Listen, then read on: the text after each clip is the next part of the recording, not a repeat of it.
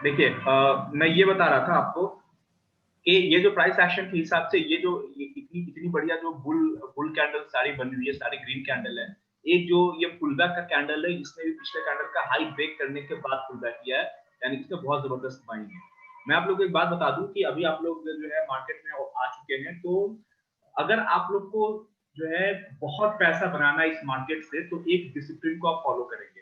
वो डिसिप्लिन ये है कि जिस भी स्टॉक में आप प्रॉफिट में हैं, उस स्टॉक से जो है आप एग्जिट नहीं करेंगे। ये एक आपको रूल बनाना होगा। जिस स्टॉक में आप प्रॉफिट में है, उस स्टॉक से आप कभी भी जो है बिल्कुल भी 100% एग्जिट नहीं होंगे, उसमें कुछ ना कुछ आप छोड़कर बाहर आएंगे। इसका मतलब ये हुआ कि जैसे एग्जांपल लीजिए, अब ये ग्रैंड मार्क कहां तक जा सकता है? कोई बोलेगा 600 जाएगा, ठीक है। फिर कोई बोलेगा 700 जाएगा, तो 700 भी चला जाएगा। कोई बोलेगा 800 जाएगा, तो 800 भी चला जाएगा। आप ऊपर की बोली लगाते जाइए और ये ग्रैंड मार्क वहां तक जाता जाएगा, चाहे कोई भी स्टॉक हो, क्योंकि आसमान में कोई लिमिट नहीं है ऊपर जाने की। जैसे एमआरएफ का एग्जांपल लीजिए, तो मेरा एक दोस्त है, उसने एमआरएफ उसके जो है बहुत पहले जो है उसके फादर ने लिया था, ठीक है।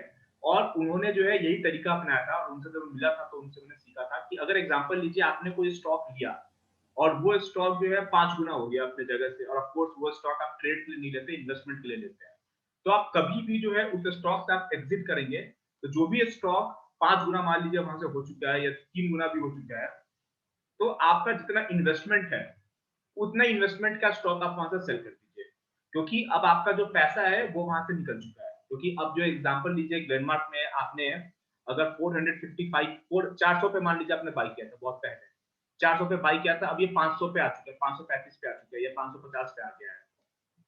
अब आप यहाँ से प्रॉफिट बुकिंग कीजिए, तो पूरा जो है सारा जो है एग्जिट आप नहीं करेंगे। आप ये देखेंगे कि भैया मैंने 400 पे जब इसको बाई किया था, तो मैंने कितनी क्वांटिटी बाई की थी, और उस वक्त जो है मेरा टोटल इन्वेस्टमेंट कितना था। तो जितना आपका इन्वेस्टमेंट था उस टाइम, उतने ही रुपए का जो है स्टॉक यहाँ पर आप काट दीजिए। तो ऑफकोर्स जो है अगर आपने 100 क्वांटिटी लिया था, तो वो 100 क्वांटिटी अगर आपने ग्लेनमार्क का लिया था और आपने 400 पे लिया था, तो 400 इंटू 100 यानी कि 40,000 आपने इन्वेस्ट किया था।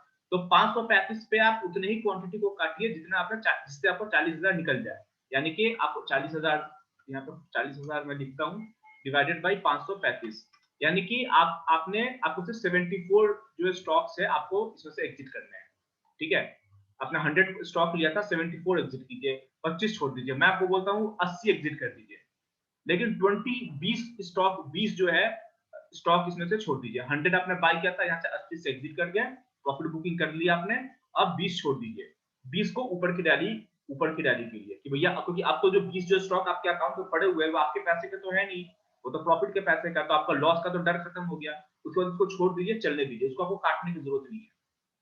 ये तरीका अगर अपनाएंगे ना, तो आपका जो है लंबे टाइम फ्रेम में, यानी कि जब 10 साल बाद, 20 साल के बाद जब आप सोचेंगे कि स्टॉक मार्केट में मैंने क्या कमाया, तो आपका यही जो 20 स्टॉक जो आपने मार्केट में छोड़ दिया है, क्योंकि आपका डर खत्म हो चुका है कि मार्केट पता नहीं कहाँ चली जाएगी, आपको डर लग रहा है, तो अब आपके अंदर से डर निकल गया, क्योंकि आपको पता है कि ग्लेनमार्क में जो पैसा मेरा है, ये मेरा पैसा नहीं है, तो प्रॉफिट का पैसा है। उसके बाद ये लगातार ऊपर की तरफ फाइट करता जाएगा, और आप उसमें आराम से बने हुए हैं। डिविडेंड का शेयर है तो डिविडेंड उसमें से खाते रहिए, या कभी बाद में पैसे की जरूरत पड़े तो आप उसको बेच सकते हैं।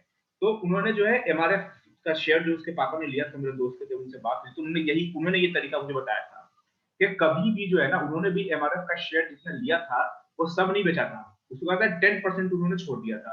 अब वो बताता है कि वो 10% जो शेयर जो मैंने छोड़ा था, वो मुझे हर 2-3 साल में जो डिविडेंड एमआरएफ उनको देता है, वो उतना जो है 10 शेयर का जो प्राइस जो उस वक्त था, उससे ज्यादा डिविडेंड उसको हर साल एमआरएफ दे देता है, ठीक है। और जो प्राइस जो है 80,000 का, जो 80,000 पे एमआरएफ जो ट्रेड कर रहा है, उसका प्रॉफिट अलग उनके जेब में है। तो ये एक तरीका है, आप लोग इसको हमेशा ध्यान में रखेंगे कि प्रॉफिट में है तो पूरा काटने की जरूरत नहीं है, लॉस में है तब पूरा काटिए, नहीं तो प्रॉफिट में है तो जो प्रॉफिट है, प्रॉफिट का कुछ हिस्सा मार्केट को दे दीजिए, भैया तुम मेरे पास रहो, जो है ना, ये इसको रन करने दीजिए लंबे टाइम फ्रेम के लिए।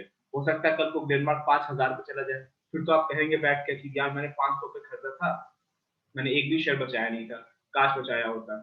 और डेनमार्क 5,000 पे नहीं जा सकता है, तो ये बोले भैया, तो उसकी दूरदर्शिता पर संदेह है, क्योंकि कौन शेयर कहाँ चला जाएगा किसी को पता नहीं होता है। और एक डेनमार्क का भी फार्मा सेक्टर का बहुत बढ़िया कंपनी है। और किसी कोई क्वेश्चन है आप लोगों से? सर एक बार रिलायंस का भी देख लीजिए, रिलायंस PP1 का। रिलायंस PP1, आप रिलायंस PP1 में ट्रेड करते हैं, रिलायंस स्टॉक में आप नहीं करते हैं, इसका कोई खास रीजन? सर थोड़ा ना मतलब 800-900 रुपए मतलब काफी नीचे है वो। रिलायंस का 1900 रुपए का था, उसका 1000 रुपए का था। और ये दोनों में अगर मूवमेंट आते तो मतलब सेम उसकी आती है। सेम ही आते हैं, चलिए ठीक है।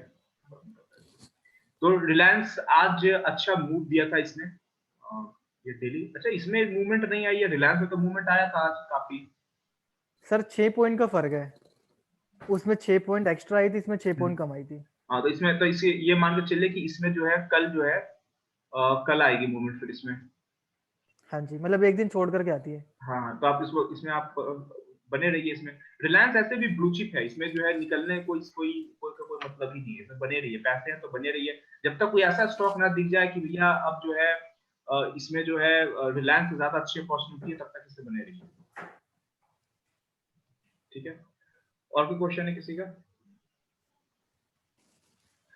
चलिए, कोई क्वेश्चन नहीं है तो अब कल के बाद परसों ट्रेड होगी, और कल से जो है मैं मार्केट में जो है ना, मैं जो BTST करूंगा, संदीप जी जो मुझे बताएंगे, आपस में बातचीत करके BTST करेंगे, मैं ग्रुप में शेयर कर दूंगा, चाहे तो आप लोग भी ले सकते हैं। और शर्त मैंने बता दी आपको कि अगले दिन जब मार्केट खुलेगी, खुलते ही आपको एग्जिट कर जाना है, ज्यादा वेट नहीं करना है। ठीक है, डे आफ्टर टुमारो जब सेशन होगा तो फिर से हम प्राइस एक्शन के बारे में बात करेंगे। मुझे लगा आज ये ज्यादा जरूरी है। अब संदीप जी चूंकि पैसा बना रहे हैं, तो फिर आप लोग को भी सेम तरीका यूज करना चाहिए, अगर ये प्रूवन मेथड है। और एक बात और, संदीप जी ने बड़े कॉन्फिडेंस से कहा कि अगर मार्केट नेगेटिव भी हो ना, एग्जांपल लीजिए निफ्टी डाउन ट्रेंड में है, तभी भी आपका जो ये जो तरीका अपना रहे हैं उस तरीके से तभी भी पैसा बनेगा, क्योंकि तो वो पर्टिकुलर स्टॉक ऊपर ही ओपन होगा, चाहे भले ही निफ्टी नीचे ओपन हो। ठीक है, चलिए टेस्ट वो करते हैं इस स्टॉक चीज कहाँ को। से लिया था, थोड़ा ये बता दीजिएगा, स्टॉक्स कहाँ से लिया था, मार्केट मूवर्स? मार्केट मूवर आप सीधा गूगल करेंगे, मनी कंट्रोल की वेबसाइट पे आ जाएंगे, ये मार्केट मूवर्स NSE टाइप करेंगे। ठीक है, तो अब ये थर्ड जो ऑप्शन है ना, ये थर्ड जो लिंक है ये वाला, NSE top gainers, Nifty top gainers, ये थर्ड लिंक, यहाँ पे क्लिक करेंगे आप। और यहाँ पे क्लिक करने के बाद में मनी कंट्रोल का वेबसाइट ओपन होगा, और यहाँ पे उस वक्त के, यानी कि अगर आप 3 बजे मार्केट 3 बजे ओपन करते हैं, तो 3 o'clock के आसपास में जो स्टॉक्स होंगे यहाँ पे आपको दिखेंगे। तो ऊपर के 5 स्टॉक आपको चुन लेने हैं, UPL, Asian paint, IOC, Kotak Mahindra, HDFC bank, Axis bank, Infosys. यहाँ से ऊपर के 5-6 स्टॉक अपने चुन लिए, और उस स्टॉक में आपको BTST करने की कोशिश करनी है, जो स्टॉक, जिस स्टॉक में नजदीक में बहुत, जहां पे वो क्लोज होने वाला है, उसके बिल्कुल ऊपर में कोई रेसिस्टेंस ना हो। अब बिल्कुल रेसिस्टेंस पे ही क्लोज हो रहा है, तब तो उसको आप पास कर देंगे। रेसिस्टेंस थोड़ा ऊपर हो, बिल्कुल पास में रेसिस्टेंस ना हो। और जो है आपको, और उसमें 5 मिनट के कैंडल पे देखना है। 5 मिनट के कैंडल में आखिर में जो है ग्रीन कैंडल बननी चाहिए, आखिर में तुमको पॉजिटिव भी रहना चाहिए, और नीचे में वॉल्यूम भी अच्छा होना चाहिए। वॉल्यूम जो है लास्ट के मोमेंट में अगर वॉल्यूम बढ़ गया है, 315 को वॉल्यूम बढ़ गया तो और अच्छा है, क्योंकि अगले दिन वॉल्यूम बढ़ा है यहाँ पे बाइंग का, तो और ज्यादा पॉजिटिव ओपन होगी। ठीक है, संदीप जी ने कुछ लिखा है सर, एक बात और कहनी है जी, बोल दीजिए आप। अच्छा रुकिए, ये फोन कर रहे हैं मुझे, जरा सुन लो इनकी एक बात, कोई इंपॉर्टेंट बात नहीं होगी। 1 मिनट होल्ड करेंगे आप लोग। हाँ संदीप जी, क्या बोलना है, एक बात और। हेलो संदीप जी, आप म्यूट पे हैं क्या, आपकी आवाज नहीं आ रही है। हेलो, आपका फोन म्यूट पे है शायद, बिल्कुल आवाज नहीं आ रही आपकी।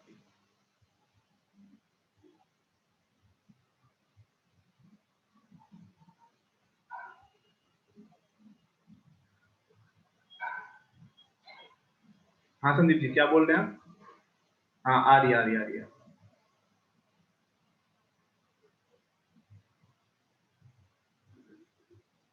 क्या क्या समझ में नहीं आया, हिंदी में बोलिए थोड़ा। हाँ हाँ,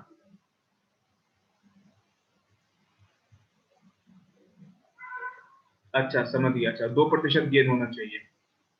हाँ हाँ हाँ हाँ हाँ, समझ गया, बोल देता हूँ। हाँ हाँ, ये कल तक ऐसे कुछ दिन तक आप जो बताएंगे वही ये लोग भी लेंगे, ये बात मैं ऐड कर देता हूँ, ठीक है। चलिए।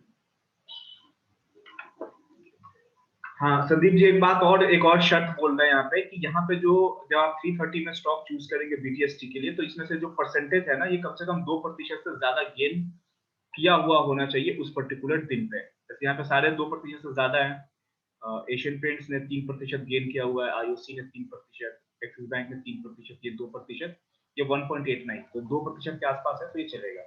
एचडीएफसी पता नहीं क्यों शो नहीं कर रहा है। तो इस तरह से आपको 2% से ज्यादा गेन करने वाला स्टॉक आप चुनेंगे तो संभावना और ज्यादा रहेगी कि वो पॉजिटिव में ओपन होगा। ठीक है, चलिए आज का सेशन खत्म करते हैं। कल हम लोग फिर परसों फिर मिलेंगे और परसों से प्राइस एक्शन के बारे में हम बात करेंगे। ठीक है, मेरा पीपीटी लगभग तैयार है, तो परसों से प्राइस एक्शन की बात करेंगे और आगे की बात करेंगे। कल आप लोग ट्रेड लेकिन बीटीएसटी में कर सकते हैं। जी बताइए सर। एक बार एचडीएफसी लाइफ का भी स्टॉक देख लीजिए, बहुत बढ़िया काफी स्टॉक है, टाइम से सोना है मतलब वो, ये रुका वहीं पे हुआ है। खड़ा हुआ है सर। हाँ रुका हुआ है, लेकिन मैंने बताया ना कि मैं एचडीएफसी लाइफ उन लोगों को सजेस्ट करता हूँ जिनका पॉइंट ऑफ व्यू लंबे टाइम का है। तो मैं बोलता हूँ कि ये स्टॉक है ना, ये स्टॉक अगर यही यूएस में होता तो वहां के लोग समझते हैं इसकी अहमियत, और इसमें जो है बहुत ज्यादा वॉल्यूम भी होता और ये बहुत ऊपर जाता। इंश्योरेंस इंडिया में बिल्कुल नया नया फैशन हुआ है। पूरी दुनिया की जितने डेवलप कंट्री है वहां पे सब कुछ इंश्योर होता है, आपकी गाड़ी, आपका घर जो है ना, आपकी लाइफ, आपका मेडिकल, सब कुछ इंश्योरेंस होता है। इंडिया में इंश्योरेंस अभी नया नया आया है, सिर्फ मेडिकल इंश्योरेंस आजकल कुछ लोग लेते हैं। तो ये जो है फ्यूचर है एचडीएफसी लाइफ। एचडीएफसी ग्रुप के जितने शेयर है, बैंक हो, एएमसी हो या खुद प्योर एचडीएफसी है जो वो है, वो तीनों से ज्यादा अच्छा एचडीएफसी लाइफ है। बहुत ही बढ़िया ये शेयर है, आप इसको हमेशा ले सकते हैं। अब ये मूवमेंट अभी नहीं दे रहा है तो जबरदस्ती तो ला नहीं सकते ऊपर, लेकिन ये बिल्कुल ये वाला अगर इसने लेवल निकाल दिया तो सीधा ये 700 जाएगा, इसके पहले ये रुकने वाला नहीं है।